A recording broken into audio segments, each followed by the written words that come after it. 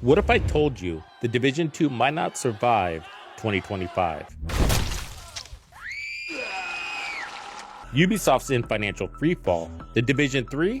It's in the hands of the guy who just gave us the Star Wars Outlaws flop. And let's be real, the Division 2 is no spring chicken. Hey Banditos, Tux here, bringing you that no BS unfiltered gaming talk you don't always want to hear, but you probably need to. And we're going to be tackling that question that's haunted this game for years. Should you be playing the Division 2 in 2025? Will it survive, or is it time to put it to rest? I'm not here to fanboy or sugarcoat anything. If that's what you need, click away, because if there are ominous clouds on the horizon, I'm going to call them out. So buckle up, because this is an unfiltered conversation about the current and future state of the Division 2. There's so much going on, tons to unpack here. Let's do this. Wait, did we just become best friends? So nice to meet you. I think you're cool. Piece of shit wristwatch. All right, let's cut through the noise and get to the heart of the matter. Should you play the Division 2 in 2025?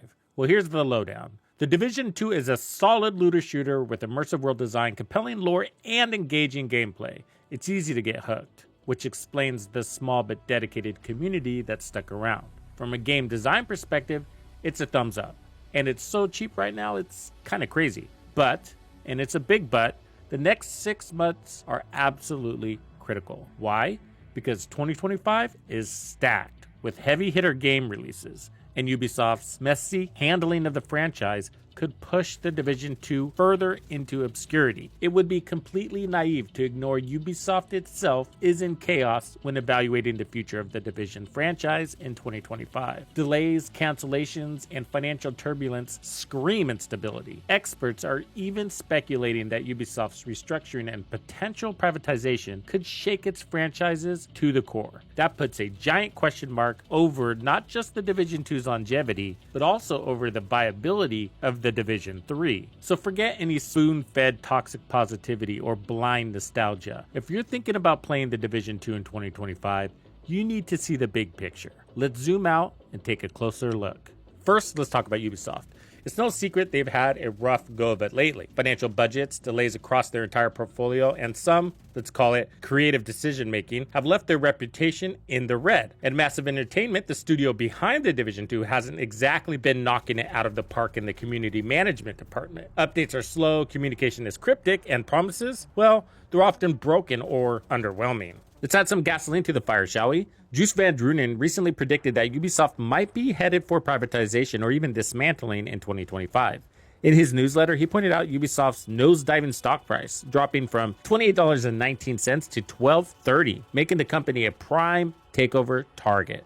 The kicker is that key franchises like Rainbow Six Siege and Assassin's Creed might actually be worth more sold off individually than as part of Ubisoft's crumbling empire. With shareholders circling like vultures, the company could start auctioning off its crown jewels sooner rather than later. Meanwhile, Ubisoft dropped a bombshell. XDefiant is officially sunsetting in 2025. This is a huge L considering how much Ubisoft bet on it. The fallout? Well, only the closure of 2 production studios and nearly 300 layoffs, a brutal sign of deeper trouble behind the curtain. Oh, and as if things couldn't get worse, Ubisoft's stock hits a 10-year low. And yet on September 21st, they announced that Division 3 is now in development at Massive Entertainment. Interesting timing, huh? But wait, there's more. Remember Rainbow Six Mobile and the Division resurgence? Yeah, me neither, because they've been radio silent. Announced back in 2022, these free-to-play mobile shooters were supposed to drop before March 2025.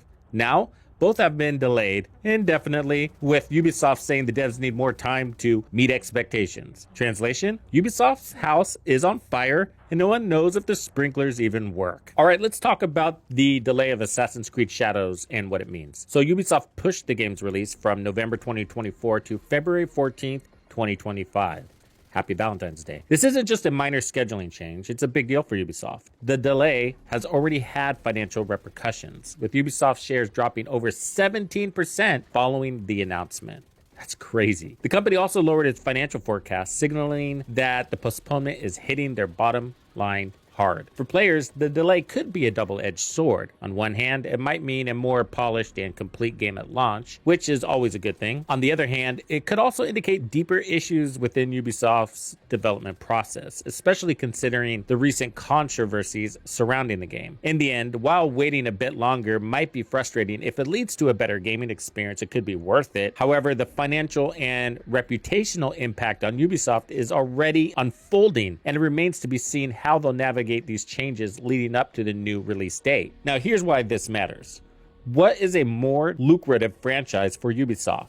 Assassin's Creed or The Division? I'll wait. So if you chose AC, you were right. In the latest financial report, Ubisoft revealed its highest grossing franchises in terms of consumer spending. And it's worth noting that Ubisoft doesn't typically share this data. So this is what we know. Over the past 10 years, from September 2014 to September 2024, the brands that have generated the most revenue for Ubisoft are, drumroll, Assassin's Creed, approximately 4.4 billion USD. Rainbow Six Siege, over 3.85 billion. Far Cry, over 2.2 billion. Interestingly, Rainbow Six Siege alone is comparable in consumer spending to the entire Assassin's Creed series. Since its release in 2015, this game has become one of the major titles in the company's portfolio. But check this out. Ubisoft also has 3 other game series where consumer spending has exceeded $1 billion. So we got Ghost Recon, Just Dance. Yeah, you heard me right. Just Dance. I know. And guess what else?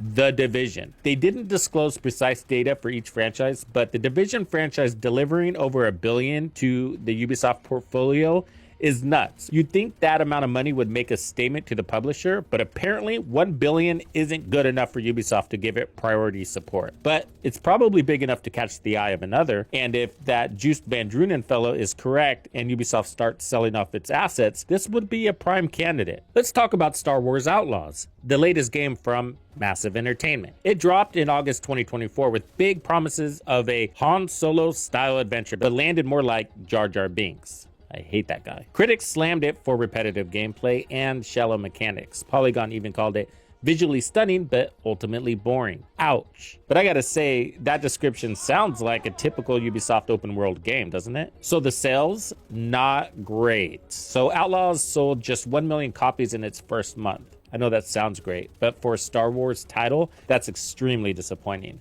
So to compare, Assassin's Creed Mirage, which released the same year, hit 5 million copies in its first 3 months. That kind of gap isn't just noticeable, it's alarming for a company like Ubisoft, especially when it costs them out of pocket to pick up that title before they even started development. So now here's where it gets interesting, or concerning, depending on your perspective. Julian Garrity, the guy behind Outlaws, is taking the reins for The Division 3, and that transition has been officialized. Ubisoft just made him executive producer for the whole Division franchise. If you're wondering, wait, isn't this the same guy who helped make The Division a hit? You're right. Under his lead, the first game sold over 20 million copies by 2019 and paved the way for The Division 2. But after the lukewarm reception for Outlaws, you have to wonder, is this the Julian Garrity who brought The Division to life, or the one who just put out a Star Wars game that missed the mark? Only time will tell if The Division 3 will be his big redemption or just another letdown. Okay, so we're finally at that big question. How does all this behind the scenes turmoil affect The Division 2 and the upcoming The Division 3? Well, for one, it would be completely naive to think there won't be any impact. So Ubisoft has previously shown that no title is immune to being left behind if it no longer meets their financial or strategic goals. The cancellation of The Division Heartland in 2024, for instance, was largely due to the company's decision to reallocate resources to other higher priority projects. That was XDefiant, right? Ouch. That one really hurt the Division community, especially when XDefiant tanks. Face palm for sure. Either way, this shift highlights Ubisoft's willingness to cut losses and focus on what they perceive as bigger opportunities, even when a game has potential. Prime example. Creative director Yannick Bonkra, I always say his name wrong, sorry about that, revealed that support for Division 2 was originally intended to end in 2020, but investors prompted the company to continue its support. Of course, we learned this in hindsight many years later. So given Ubisoft's past decisions, it is possible that the Division 2 could see its post-launch support cut back if newer projects like Assassin's Creed Shadows which we know is a Ubisoft golden child that has controversy surrounding it, captures more attention and resources. This could lead to tighter budgets and more conservative decision-making, potentially stalling support for the Division franchise. And priority shifts like these happen frequently and always behind the scenes, which is why Division players always feel they are left in the lurch with unresolved issues and a lack of new content. There's nobody there working on it. This reminds me, Ubisoft has job postings up for the Division 3, and you've probably come across YouTubers hyping this up as a positive development. But let's be real, that is super surface level thinking, devoid of any critical analysis. If anyone just digs a little bit deeper, like a fucking inch, it's clear this isn't a sign of a healthy company building for the bright future. It's a desperate attempt to keep the wheels turning while the ship takes on tons of water. But I have a question. Why would anyone in their right mind join a company that's making headlines for all the wrong reasons? If you knew the company was tanking, would you apply? Ubisoft is teetering on the edge of privatization and potentially being dismantled, with rumors swirling about asset sell-offs. I mean, massive studios themselves are probably shitting their pants wondering if they're going to have a job in a few months. So combine that with the recent layoffs of nearly 300 employees and the closure of 2 studios, and the optics aren't exactly screaming stability here. Here's the kicker. These job postings might not even be serious. Companies often put up listings for legal or PR reasons, creating the illusion of progress or complying with hiring policies. So for example, even though we had an internal candidate at companies I've worked for in the past, we had to put the job posting up on the internet or whatever for equal opportunity reasons or whatever. I'm no HR guy. But odds are Ubisoft is quietly pulling talent from within, either redeploying staff from other projects or rehiring some of the very people they just laid off. Wouldn't that be smarter anyways? This is a textbook move to keep up appearances, but it raises a bigger question. If the future of the company is so uncertain, why would anyone take the gamble? Somebody please answer me this. Okay, I love this game, but I have to hold back my laugh when I ask this question. Is the Division 2 successful right now? I have to say, by no realistic business definition could this be considered a success right now. You don't have to go too far back in time to recall the major PC stability issues plaguing the player base. It tarnished the game's reputation. Despite concerns for customer experience, they even released it on Steam in this unstable state, further creating frustration. Don't believe me? Just go back and look at all the negative reviews. And for the longest time, it seemed as if the game was just going to be left broken and PC players abandoned. In hindsight, we learned it sat that way for a crazy long time because they disbanded the developer team that had the experience to fix it. These guys were working on other titles like Star Wars and Avatar and apparently X-Defiant probably. This, of course, was all because they thought they were going to end support for the Division 2, and then they changed their mind, which meant there wasn't anybody left on the team to resolve these PC issues. So finally, in an attempt to remedy this, Ubisoft rolled out Project Resolve in year 5 of season 3. So this was this big comprehensive update aimed at improving player experience and laying the groundwork for future content, which of course meant a major stability update for PCs. I think that's what it was really about. So there were some other game rebalancing things and quality of life updates, but it was mostly the PC thing. But since then, we've had more significant loss in player base because of problems that persisted, including crashes. And things just continued to get worse. The seasonal structure in the Division 2 operates on a 4-month cycle, which is notably longer than the industry standard of 3 months. And if you actually play the game, it feels like a lifetime. So this decision was made with the intention of delivering higher quality releases. However, the community has yet to see the promised improvements. In fact, every time we get a patch or some sort of update, we expect it to break the game. It's just what we do. We expect it. It's not being negative. It's experience that has taught us that. So the longer seasons and Project Resolve ended up pushing out all of the content, including the Brooklyn DLC, out to 2025. So the extended seasons and delays have left the game feeling extremely drawn out. You have to be aware of this if you're going to play in 2025. Whatever content we have, whether it's new or existing, it becomes stale long before the next update arrives. Speaking of year 6 season 2, most players hit that board mark around 6 weeks. Overall, this has led to the sense that the game is failing to keep pace with player expectations. So what happened next is we faced a series of unfortunate events hitting the game community in rapid rapid succession. So back in May of 2024, we were hit with the bombshell, and this echoed through time. Seasonal characters were coming in Seasons 2.0, slated to release in Year 6, Season 2, which is where we're at right now. And that was a few months away at the time. That had the community in an uproar. The introduction of seasonal characters in Seasons 2.0 was intended to refresh the gameplay experience by having players start a new character each season, similar to the approach taken by the Diablo franchise. However, because of the significant backlash from the community, Ubisoft decided to reevaluate Seasons 2.0 and ended up progressing without seasonal characters. This caused some delays, of course, but meanwhile, Year 6 Season 1 launched with some of the worst gear and exotics we had ever seen. This was after the community gave extensive and precise feedback during PTS testing. Yet for 2 seasons in a row, we received duds. But that's not all. There were serious delays to the launch, followed by major bugs in the new season, broken benches, glitched control points, and XP nerfs that were plaguing the game. Oh, that's not even the doozy. Title Update 21.1 was the doozy, which hit about a month later.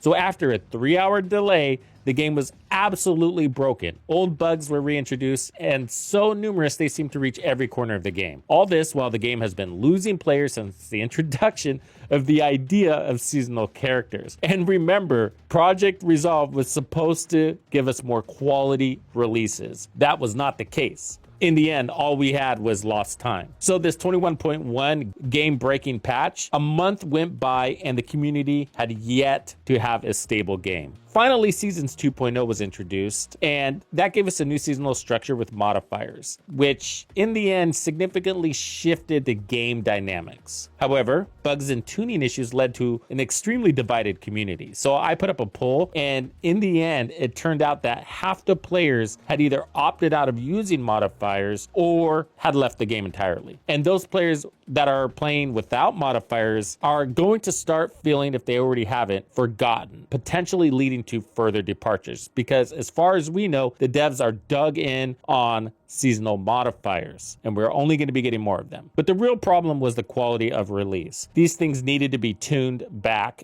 and a lot of them were bugged. And to this day, the game continues to lose players because Massive Studios is slow to pace and basically silent as months go by between any real communication. And that's basically where we are right now. So what's the deal with The Division 2 in 2025? Well, let's be real. It's been a while since we've seen any major new content. So the last significant update, Paradise Lost, was in Title Update 19, dropped over a year ago. Yeah, the community's quite desperate and looking forward to that DLC in Brooklyn sometime in 2025, hopefully March. But if you're a diehard fan, there's still fun to be had. The gameplay loop, when it works, is addictive, and build optimization is one of a kind. But if you're expecting regular updates, cutting-edge content, or groundbreaking innovations, lower those expectations. No, seriously, lower. For years, the Division community has been on the lookout for the next looter shooter that could dethrone the Division franchise. Nothing has come close. And it's why in 2023, 66 games accounted for 80% of all playtime. And most of that went to titles 6 or more years old. Games like The Division 2, Fortnite, and GTA 5 thrive because they've built a strong, lasting community. Players stick around because they've invested time, money, and effort. And let's not forget the comfort and nostalgia these games offer, making it harder for newer titles to compete. That said, the Division community is tired. Stagnation has left even the most dedicated players weary and bored. As we look ahead to 2025, the competition is really starting to heat up. A wave of fresh, exciting titles like Marvel's GTA 6, Borderlands 4, which has a TV series out, by the way, which is pretty cool, Dune Awakening, and Doom The Dark Ages is set to arrive. There's no doubt these games are going to pull players away from The Division 2, making it harder for the game to maintain its already declining player base, which is also started to play other games like Path of Exile, The First Descendant, Helldivers 2, blah, blah, blah. The next big hope for the franchise is the highly anticipated Brooklyn DLC. But here's the problem. It's being developed and published by the same studio and company that have consistently failed this community. Until Ubisoft and Massive show signs of real change, better communication, transparency, and accountability, yeah, stop laughing, it's hard to expect anything different. Bugs, delays, broken promises, it's the pattern players have come to expect. Now, I know some fans are calling for the franchise to move on to The Division 3, but look, launching The Division 3 now with the community in its current fractured state would be a huge mistake. It's not just about needing a new game, it's about repairing the relationship between the developer and the player base. If the Brooklyn DLC launches with the same issues we've seen before, any initial excitement will fizzle fast. I think that the new DLC will bring players back in hopes that things have changed, but if they haven't, then they will leave. We see this with every major release. So before the DLC drops, Ubisoft and Massive need to focus on fixing The Division 2, address the bugs, rebuild trust with the community. That's huge. Simply communicate with us would be a start, and show that they've learned from past mistakes. Only then can the Brooklyn DLC and eventually The Division 3 have a shot at success. So if that all sounds negative, sorry. But like I said, we are going to keep it real around here. And I'm not going to sugarcoat anything or be that Ubisoft shill and pretend everything is hunky-dory. Let's look forward. This is looking forward in the reality of the situation. So if you're asking me, should you play The Division 2 in 2025? Absolutely. I bet you weren't expecting that. It's still one of a kind. The truth is, if you love the core gameplay and know what to expect, then absolutely play this game. Keep an eye on the 2025 roadmap though. Beyond the DLC slated for March, everything's shrouded in mystery. But here's the catch. I wouldn't recommend putting any more dollars into the game until we see real change from Massive's community management. What I'm doing is keeping my wallet close to my chest. I'm not spending any dollars on The Division. Not until I start to see change from the development team, because that's who I feel like I'm investing in, not the game. And if other people think like me, then the future of The Division depends on whether Ubisoft can learn to treat its community and its franchises with the care they deserve. Actions speak louder than promises, and right now, the silence is deafening. And pay attention to what's happening with their other golden children like Assassin's Creed, Far Cry, Star Wars, and Rainbow Six. That said,